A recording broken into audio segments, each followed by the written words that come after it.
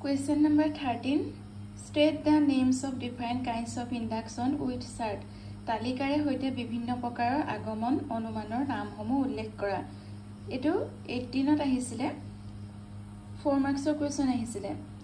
এই কোৱেশ্চনটো খুব কমকৈ আহে। এটো ইজি বহুত ইজি কোৱেশ্চনটো এটো নাহিব যেন লাগে এক্সামত, কিন্তু এটো এবাৰ 18ত আহিছে। গতিকে এই কোৱেশ্চনবোৰ ভালকৈ পঢ়িব লাগে আনসাৰ বিলাক।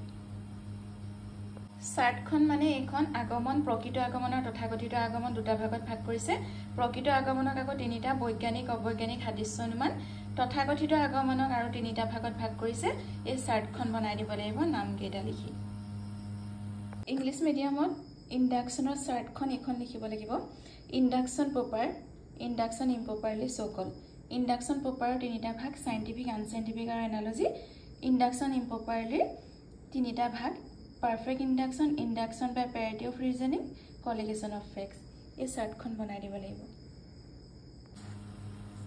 আজি মই এই কোৱেশ্চনটো এনসাৰ দি দিম। উদাহৰণ হ'ব বৈজ্ঞানিক আগমনৰ সংজ্ঞা আগবঢ়োৱা। Define scientific induction with example. State why it is called scientific. Briefly explain 3 features of scientific induction. বৈজ্ঞানিক আগমনৰ তিনিটা বৈশিষ্ট্য চমুকৈ উল্লেখ কৰা। বৈজ্ঞানিক আগমনৰ সংজ্ঞা দিয়া আৰু বৈজ্ঞানিক আগমনৰ বৈশিষ্ট্য লিখা। এবোৰ সামাৰি তোমালোকৰ পাঠৰ মূল কথাত বহুত ভালকৈ আছে। যি আগমনত কোনো বস্তু বা ঘটনা বিশেষ বিশেষ দৃষ্টান্ত পৰ্যবেক্ষণ কৰি প্ৰকৃতি একৰূপতা বিধি আৰু কাৰ্যকাৰণ বিধিৰ ওপৰত নিৰ্ভৰ কৰি সেই শ্ৰেণীৰ সকলো বস্তু বা ঘটনা সম্পৰ্কে এটা যথাৰ্থ সামান্য বচন প্ৰতিষ্ঠা কৰা হয়, তাক বৈজ্ঞানিক আগমন বোলা হয়। আমি অবৈজ্ঞানিক আগমনৰ সংজ্ঞা পঢ়োতে দেখিছিলো যে তাত কাৰ্যকাৰণ সম্বন্ধৰ ওপৰত নিৰ্ভৰ নকৰে, কাৰ্যকাৰণ বিধিৰ ওপৰত নিৰ্ভৰ নকৰে, কিন্তু বৈজ্ঞানিক আগমনত কাৰ্যকাৰণ বিধিৰ ওপৰত নিৰ্ভৰ কৰে। ইয়াৰ ভিত্তি দুটা, প্ৰকৃতিৰ একৰূপতা বিধি আৰু কাৰ্যকাৰণ বিধি। বৈজ্ঞানিক আগমনৰ অবৈজ্ঞানিক আগমনৰ দৰে উদ্দেশ্য হৈছে যথাৰ্থ সামান্য বচন প্ৰতিষ্ঠা কৰা। বৈজ্ঞানিক আগমনৰ বৈশিষ্ট্য, বৈজ্ঞানিক আগমনে সিদ্ধান্ত স্বৰূপে এটা যথাৰ্থ সামান্য বচন প্ৰতিষ্ঠা কৰে।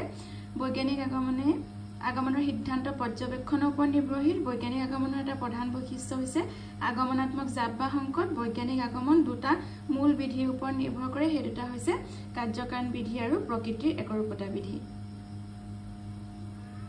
সাইন্টিফিক ইন্ডাকশন ক্যাৰেক্টাৰিষ্টিক্স আৰু ডেফিনেশ্যন তোমালোকে এনচিইআৰটি বুকৰ সামাৰিত চালে হ'ল লেসনটোৰ।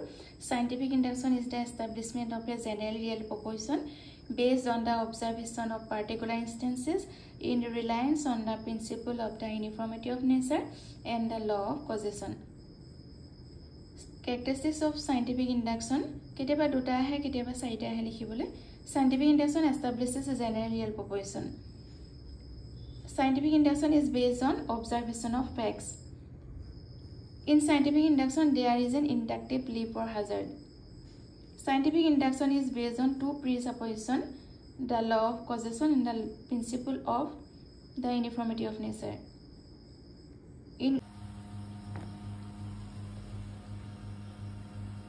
In question 2, state why it is called scientific. এইবিধ আগমনক কিয় বৈজ্ঞানিক আগমন বোলা হয়? তাৰ আনসাৰটো লিখিব লাগিব। The grounds of scientific induction are the law of causation and the law of uniformity of nature. It is based on two kinds of observation, simple observation and experiment. Scientific induction is based on the law of causation, therefore it is called scientific. এই আনসাৰবোৰ এনেকৈ যদি তোমালোকৰ দিগদাৰি হয় তেতিয়াহ'লে তোমালোকক মই photo দি দিম, এইবিলাক ভিডিঅ'টোৰ শেষত স্ক্ৰীনশ্বট লৈ ল'বা। বৈজ্ঞানিক আগমনৰ ভিত্তি হ'ল প্ৰকৃতিৰ একৰূপতা বিধি আৰু কাৰ্যকাৰণ বিধি। বৈজ্ঞানিক আগমনে দৃষ্টান্ত নিৰীক্ষণ আৰু লগতে পৰীক্ষণ দুইটাৰ দ্বাৰা সংগ্ৰহ কৰে। কাৰ্যকাৰণ সম্বন্ধ নিৰ্ণয় কৰাৰ চেষ্টা কৰে কাৰণে বৈজ্ঞানিক আগমনক বৈজ্ঞানিক বোলা হয়। এনচিইআৰটি বুকৰ অনুশীলনী 2 ক খ গ ঘ আৰু লগতে এই 5ৰ এনসাৰবোৰ মই দি দিছিলোঁ, বাকীবোৰ এনসাৰো দি থোৱা আছে। আজি এই কুৱেশ্যনটো এনসাৰ 6 ঝটো অবৈজ্ঞানিক আগমন কাক বোলে, ইয়াৰ আগৰ ভিডিঅ'ত মই দি থৈছোঁ। অবৈজ্ঞানিক আগমনে কিভাৱে বৈজ্ঞানিক আগমনৰ বাট মুকলি কৰি দিয়ে, এই কুৱেশ্যনটো এনসাৰ দি দিছোঁ। অবৈজ্ঞানিক আগমনৰ সিদ্ধান্ত কিয় সম্ভাৱনামূলক হয় অতি চমুকৈ ব্যাখ্যা কৰা। এইটো 16, 17 আৰু 23 আহিছিলে। এই এনসাৰটো মই তোমালোকক আগৰ ভিডিঅ'ত দি থৈছোঁ, ইয়াৰ ফটো দি দিম, তোমালোকে স্ক্ৰীনশ্বট লৈ ল'বা। যদি আহে অবৈজ্ঞানিক আগমনে বৈজ্ঞানিক আগমনৰ বাট মুকলি কেনেকৈ কৰি দিয়ে, তেতিয়া তোমালোকে ইয়াৰ পাছৰ এনসাৰটো এইখিনি লিখিব লাগিব